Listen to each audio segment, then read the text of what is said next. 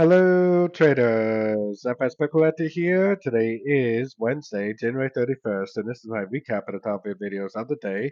And gold versus the dollar came in number 3 today, so we're going to do a quick recap. If you'd like to see my full top-down analysis on gold, make sure to check out the video linked at the end of this video over here. So we did have the interest rate news for the dollar this evening, and it was actually a very, very nice, very, very predictable setup. I mean, it did initially kind of go up and down a little bit at the news, but I mean, it was a very clear end of an ABC correction right here at these Fibonacci levels. I actually think there is a pretty good chance that this will continue to downtrend. I don't think I would try to go short now, but if it does make a pullback, I would definitely be looking for shorts at pullbacks, especially on shorter time frames. I think there's a pretty good chance that this is going to continue back down for most likely a pretty decent move to the downside.